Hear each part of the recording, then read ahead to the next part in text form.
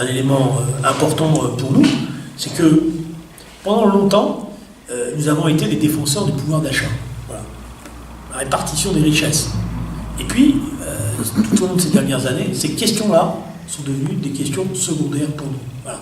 Parce que comme il y avait le chômage, la question de la répartition et donc la question des salaires, je m'excuse de le dire, la question du pouvoir d'achat, la question des revenus a été une question secondaire.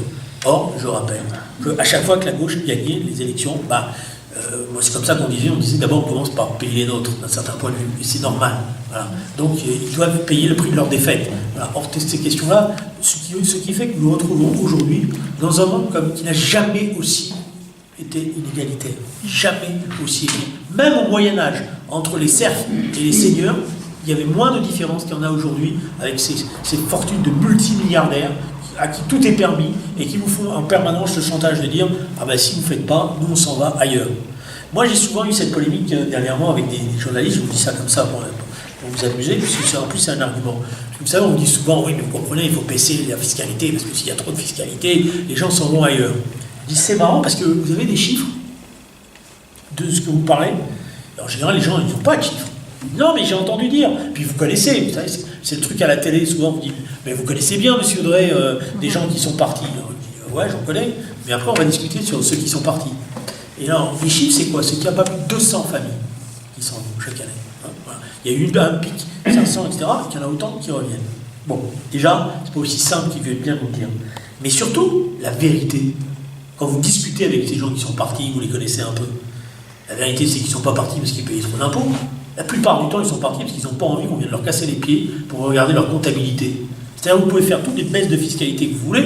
Eux, ce qu'ils veulent surtout, c'est qu'on vienne pas, c'est qu'ils veulent pas avoir les contrôleurs fiscaux ou les inspecteurs venir leur dire, dites-moi là dans le bilan, là machin, c'est pas aussi clair que ça, le bénéfice que vous avez réinvesti, etc. Donc, c'est pas l'imposition qui fuit, c'est le contrôle fiscal. Voilà. Et pour cause, parce que bien souvent, ça repose sur des trucs brinque-ballants, des montages, etc. et tout. Voilà. Et tout ça conduit à une situation ubuesque où vous avez aujourd'hui des fortunes considérables. Alors vous avez les Panama Papers, tout le monde dit c'est quand même un scandale qui s'est passé, etc. Les gens, ils ont été, etc. Ils ne payent pas d'impôts, toutes ces boîtes, etc. Mais parce que sur le fond, on a laissé faire.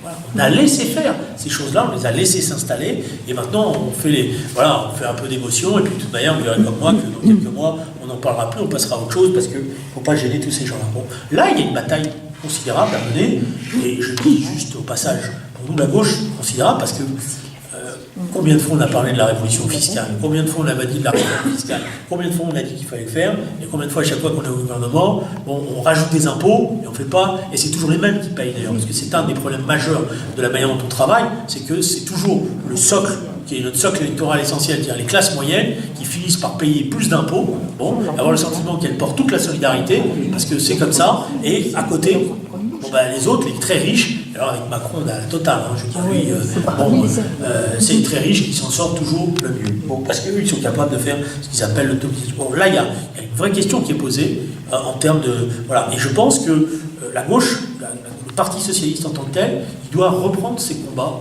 sur les salaires, sur la fiche de paye, sur la rémunération, sur la répartition des fruits de la croissance, etc. Donc, il fut un temps où... Il faut regretter Popren avait longtemps dans le parti défendu l'idée, et moi je trouvais que c'était une bonne idée, on disait, en gros, il faut un pacte. Voilà. Il faut que ça soit scellé comme ça. C'est-à-dire quand il y a un truc, on le partage en trois.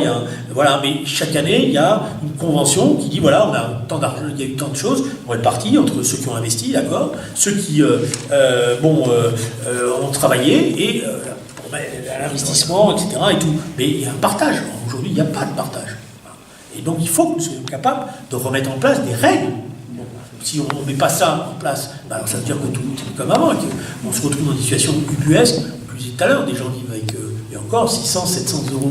Mais la vérité entre nous, on peut vivre avec 700 euros aujourd'hui. C'est impossible. Voilà. Après, les mecs ont les bourres de crédit. Une fois qu'on les a bourrés de crédit, on va leur faire vendre le peu qu'ils ont, et ils finissent quoi? Et alors après, on dit, il faut mettre en place des systèmes c'est une histoire de fou. Voilà. Bon.